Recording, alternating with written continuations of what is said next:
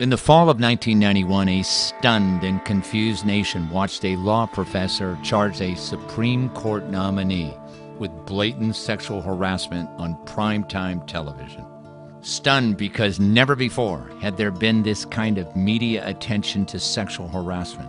Confused because the lines can seem unclear and sexual harassment is inextricably aligned to perception. Shortly thereafter, the nightly news and national magazines carried stories of widespread sexual harassment and discrimination in the military. Those events brought to light something that millions of Americans already knew. Sexual harassment and retaliation is a pervasive, destructive, social, legal, and ethical problem. And it is a problem which workers have not escaped. Sexual harassment, a form of sex discrimination, and retaliation for reporting it is one of the most persistent and destructive problems in the U.S. workplace. While potentially a problem for both sexes, the majority of sexual harassment is from men to women, and few working women have not experienced sexual harassment. Although sexual harassment is clearly illegal, it continues despite the high cost to the employee and the harassed individual. And despite the protections of the law, many who have been harassed do not bring complaints. Sex role stereotyping, distribution of power, and socialization are among the chief factors contributing to sexual harassment. Filing charges can be humiliating. Victims may feel their charges will be ignored or downplayed, or they may be accused of behavior that invited the offensive conduct. They may be ridiculed, face hostility or retaliation, poor work assignments, reduced hours, poor evaluations, or even the loss of a job. Still others don't know their rights, are confused about where the lines are drawn, or simply don't know what to do. What is clear is that sexual harassment and retaliation is against the law. Since 1964, Title VII of the Civil Rights Act has prohibited discrimination in employment conditions because of an individual's sex. In 1976, it was acknowledged that Title VII also prohibits sexual harassment as a form of sex discrimination. Unlawful hostile environment harassment may occur even where there has been no tangible job detriment, but where sexually harassing conduct is so severe or pervasive that it alters an employee's working conditions.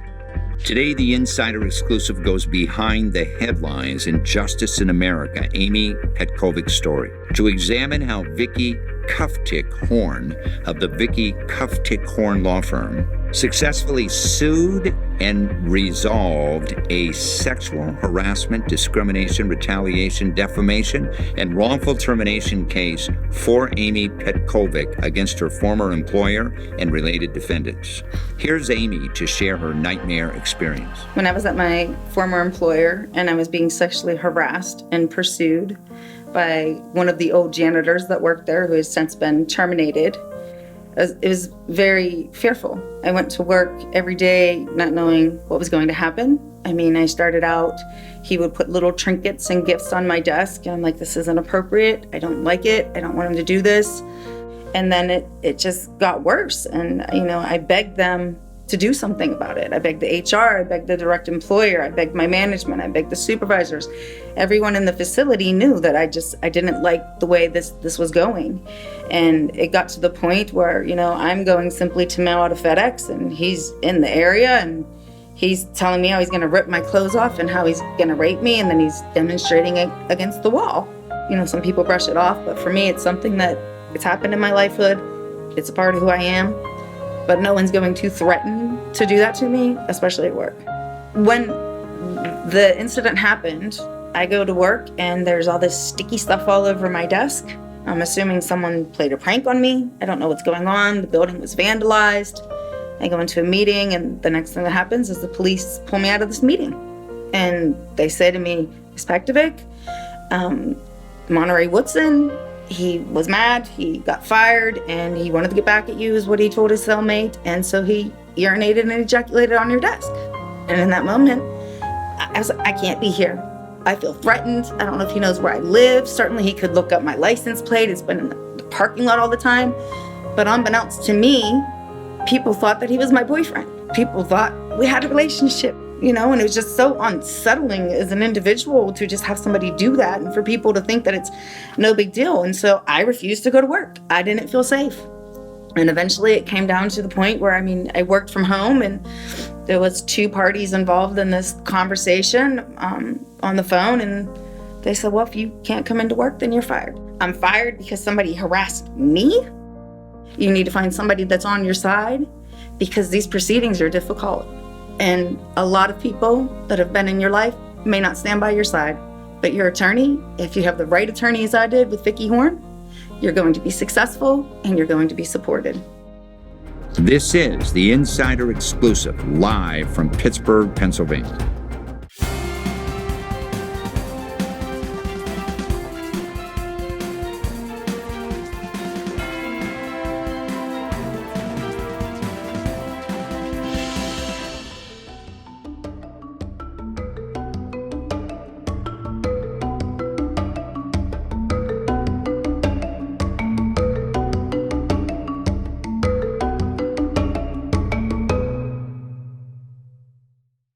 It is my great pleasure to introduce to the show Vicki Horne and Nicole Dowler. Welcome to the show. Thank you. Thank you. Tell our audience a little bit about what your law firm specializes in. What do you practice?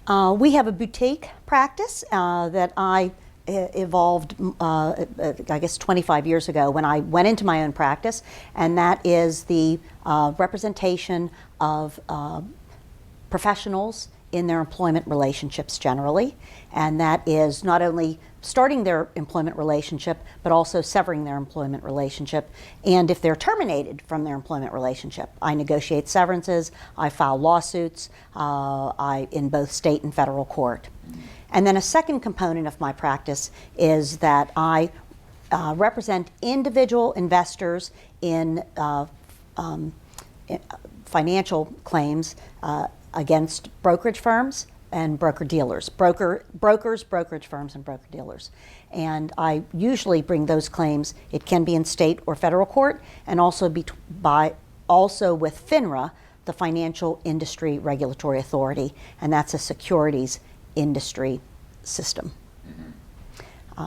So what I like to do and what my focus is on representing the individual. I do all plaintiffs' work, though I do represent a few smaller companies. Now I provide consulting to them on their employment relationships and how they manage their employees. Tell our audience a little bit about who Amy Petcovic is, your client. Amy, at the time I met her, was a young woman who was just finding her feet in her field of professional employment. She wanted had training in project management, which is not a traditional woman's field, right. But she had been hired by a company, and actually not hired directly by the company. A lot of hiring now happens, you have an entity that puts you on a contract for 6 months. It's a temporary contract, and places you with another business, which is what happened here.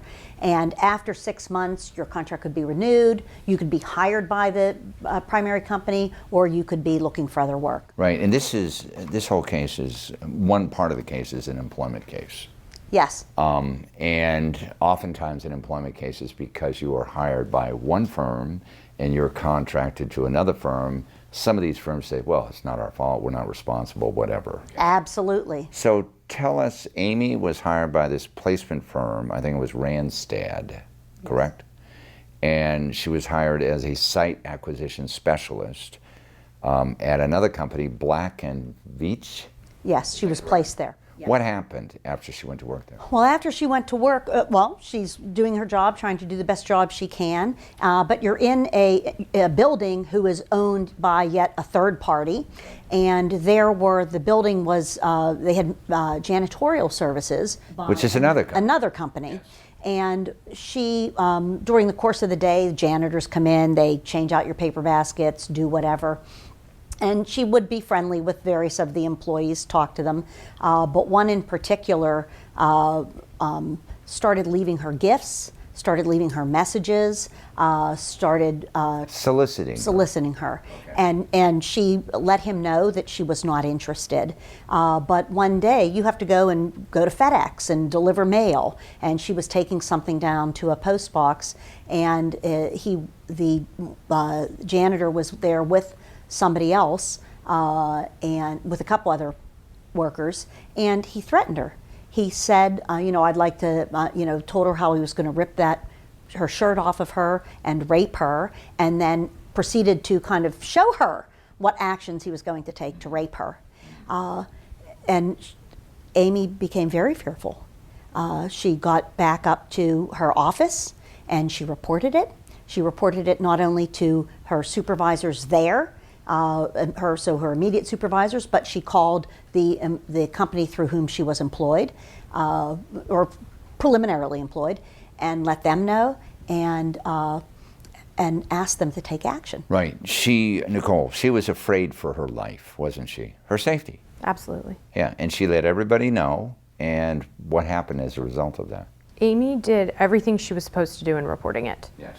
And found no assurance in making those reports. No assurance from the police, no assurance from her employer, nothing. The most that was told to her was, we're not going to let him come on your floor anymore. He wasn't banned from the premises or anything like that. And she found that to not be true either. He continued to come in her workspace. Right. What was the final straw that broke the camel's back here? Well, actually, there were a couple of incidents in between, but he was ultimately terminated at the end of the year for, a different reason by the janitorial company, but they failed to take his keys. So after he was terminated, he came in over the holiday and he destroyed property. He turned water on, but he also went to her desk, and at her desk on her computer, he both urinated and ejaculated, and then took off, stole a vehicle, and was on the run. Yeah, now the police are involved, right? They issued a warrant. The police, right, they issued a warrant for his arrest. Amy comes into work. She doesn't know any of this at first, except that the police gather up damaged property, and as part of it they tested it and they confirmed that that's what had happened. And she was, again, very fearful, because now you have a man on the lam who has personally threatened her, who is a danger, and we came to find out later has a pretty extensive criminal record, but was doing janitorial services. And so she was afraid to go to work. She was afraid for her safety, and she offered to work at home. And she was actually afraid to be even at that location. She offered to be transferred. Right. She had a history of a previous assault or encounter with somebody in a similar situation, hadn't she? Yes, she had. So this was bringing back bad memories. Very bad. That's right. It reminds you of what happened. You're re-victimized, both from what happens then, but also from the past. And she had done marvelous work in moving beyond that. And strengthening herself, and then this just takes you back. What happened? She's filed these complaints. What does the company do? Well, she never felt safe, and she felt that ultimately the company said, you simply have to come back to work or your employment's going to end. It's going to be terminated, and she couldn't go back to. He was still on the lam. And she still felt and she knew that he could still get back into the building. He had the keys. They changed the locks on the male supervisor's doors, but not on hers. Yeah. And didn't give her a lock for her door. And so she couldn't go back, and she was terminated. What happened next? So we brought 2 separate lawsuits, and I thought long and hard about this, but I felt that I've done work in both. My original history is in personal injury actions and common law causes of action. So I filed suit in state court against the janitorial company, against the owner of the building, for their failure to keep safe premises, for their hiring of the janitor, and for the harm that she then was caused, the threats of assault. But then secondly, she was harmed in her employment relationship, and that's a primary area of my practice has become. So I sued in federal court for the wrongful termination and I said she was a subject of sexual harassment and the company's violation of the of employment laws for failing to respond appropriately to her complaints. 2 different courts, 2 different jurisdictions, and 2 different claims of action, correct? Yes. Causes of action. And I did this because she also had 2 different types of remedies. Yeah. One was the personal injury that it's hard to put a number on, and unless she didn't have medical bills, she wasn't in the hospital, so there's not really numbers that attach to that. But then you have the employment harm, and there was, because she lost wages, she lost the benefits of employment. Right. So by separating them in, they were distinct causes of actions, and by separating them in the different courts, I also was able to conceptually separate them. What was the end result of both of these claims? Both were resolved. Okay. Before you went to court? Before we went to court. The one in the state court against the property owner and the janitorial service was, we had picked a jury, we were ready to start the trial when they settled. And a lot of times the defendants, the companies, will say, what is the risk to us if we go to trial? And you end up getting a verdict that is just, out of limits, right? That's what they have to weigh, correct? Especially when they know that you have all the evidence to prove that they have, the defendants actually did the crime. Oh, sure. We have punitive damages as a claim. Yeah. I had gone to the jail because the janitor had been imprisoned by that point. He was, and they had not granted him bond, and he was awaiting trial. But I had taken his deposition, which was an interesting thing. And so he didn't have to do this. Why did he do it? Well, you're right. He could have claimed his Fifth Amendment privilege against self-incrimination, but he didn't. Yeah. And then I had subpoenaed him to come to trial. I was going to bring him in and have him testify. I think that probably was, a really good piece of leverage to use against the company. Because what did he say in his deposition? I did it. He acknowledged certain aspects and denied other aspects. Right. So it was really calling into question credibility at that point. Yeah, I was going to have a lot of fun with him at trial. And of course, if he had claimed Fifth Amendment privilege at trial, then that would help me anyhow. Because Okay, so the end result, it was a confidential settlement.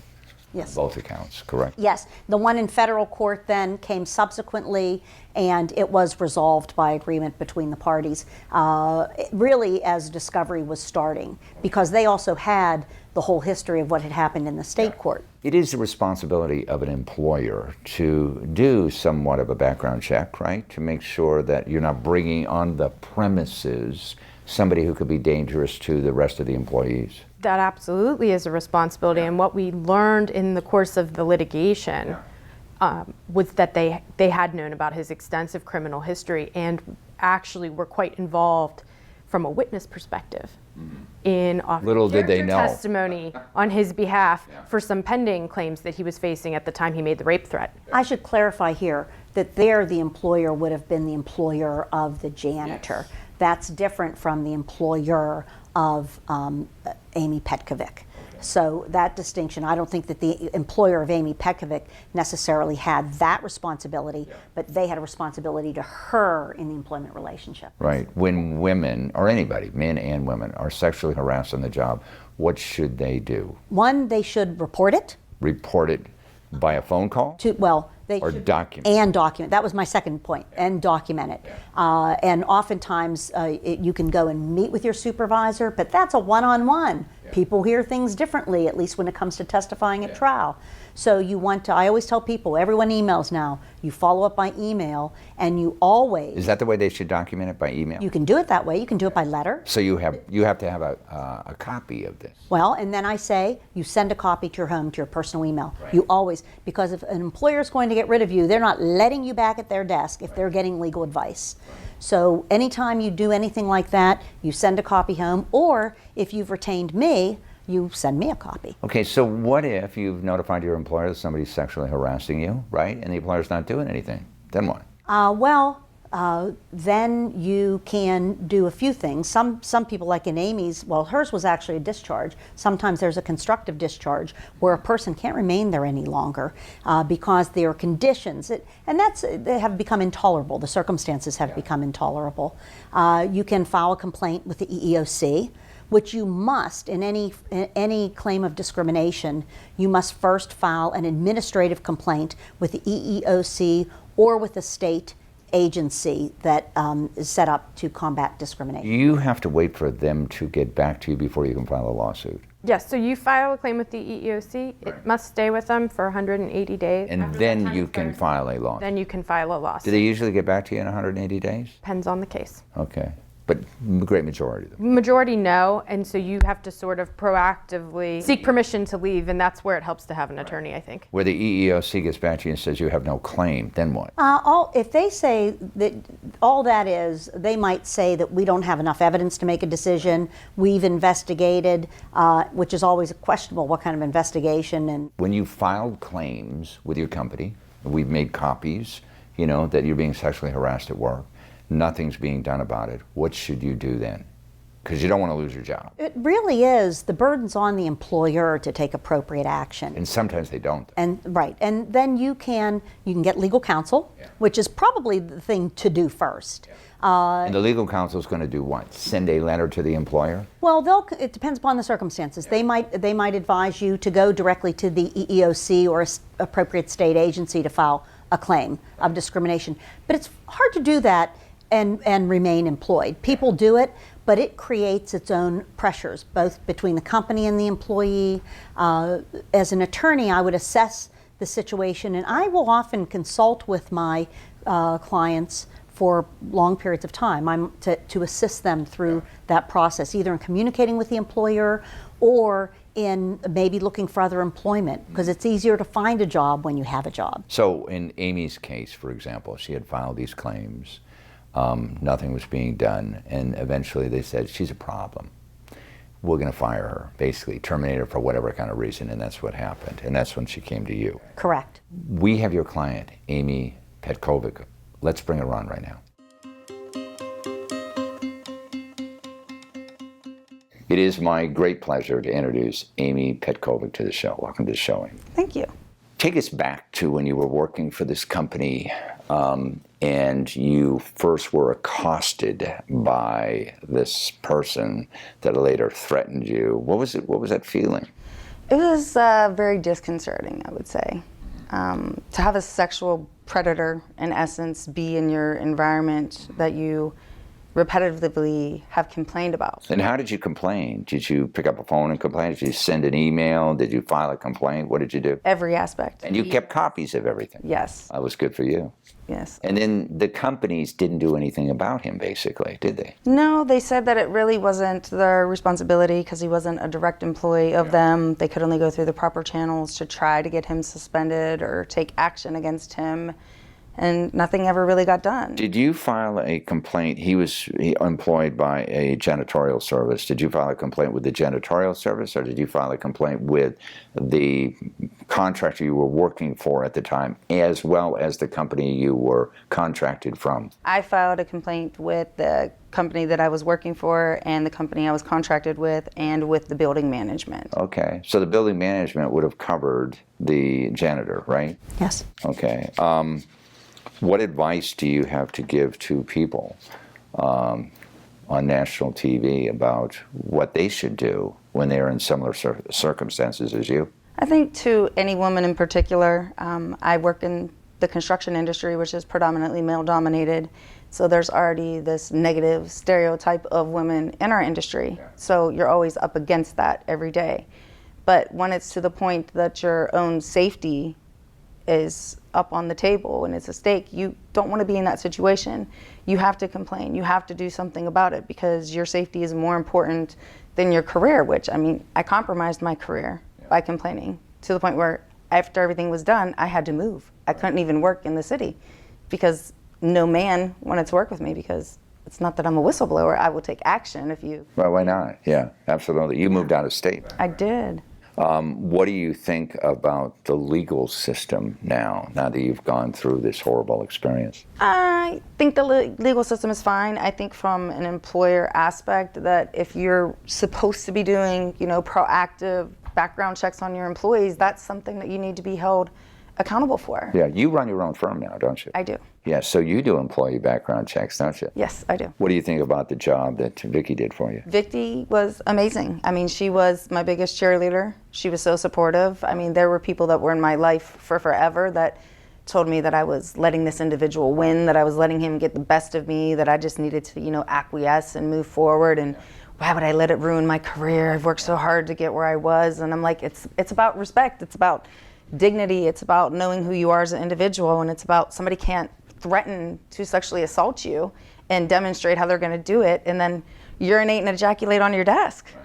It's outlandish. A lot of people, many people have been in your situation and they do not file a lawsuit because they're afraid of the court system, the legal system. That's a big hurdle because you're definitely going to war. I mean, you're going to expose yourself in the terms of they're going to depose you. I don't know, did they depose her? Oh, yes, they did. And she did beautifully. Yeah, and you go through hell, just trying to prove your point. What do you have to say to folks out there to really make a point that it's worth it to pursue this, no matter how much stress you go through? It's not, for me, it wasn't even just the stress. At that time, I was pregnant. I had a high-risk pregnancy. I had gestational diabetes. I was on blood thinners. I had all these variables that were going on where I'm thinking about the well-being of a child at the time. And then they're bringing up my childhood, which had sexual abuse in it. Yeah. And they're using anything that they can against you. Yeah. To break you. To break you. Instead of focusing on what one person did, you're focusing on what a lot of people have done. And it's hard. So you need someone like Vicki in your corner. Okay. Because it's not right. But that's what they do, and I understand it from a professional standpoint and that they're defense attorneys, but it was very hard. Well, I want to thank you very much for being on this show and sharing that with America. Thank you so much. Thank you.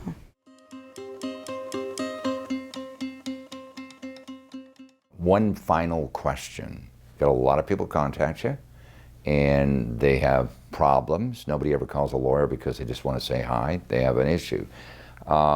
How do you end up selecting your clients?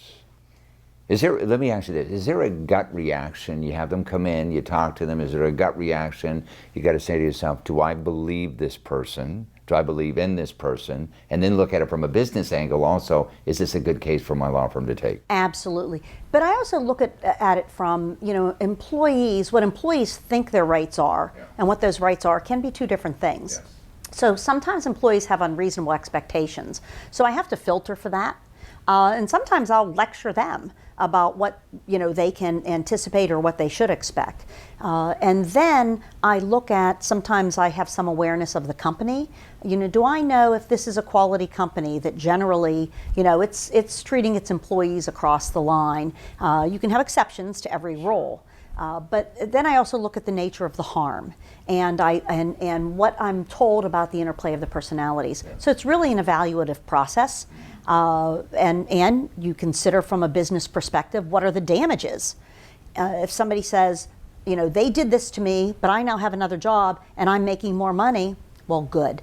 Have fun with your new career, and you should move on and leave this behind you. Yeah. I think also one of the things that we often tell people, if they call in and there isn't a claim, they might be apologetic about, contacting us in the first instance, but sometimes you just need to talk to a lawyer to know whether or not you have a claim. So I always tell people it doesn't hurt to make that call initially. Very good advice, because let's face it, nobody likes to call a lawyer, because when you call a lawyer, you got a problem. And nobody likes to go to war, which a lot of people don't understand. When you file a lawsuit, you are declaring war. I tell people that all the time, and I say you're going to win battles, you're going to lose them, and you have to have all your troops mustered. Yeah. That includes getting appropriate, if you need therapy, and people are always anxious about that, but listen, there's nothing. That's helpful to you during this process. It's like getting your weaponry behind you and having the right legal counsel, and I try to guide them through other steps that they should take along the way. Excellent advice. I want to thank you both for being on the show. Thank you. Thanks for joining us. You can get more information about our guest and the issues at insiderexclusive.com.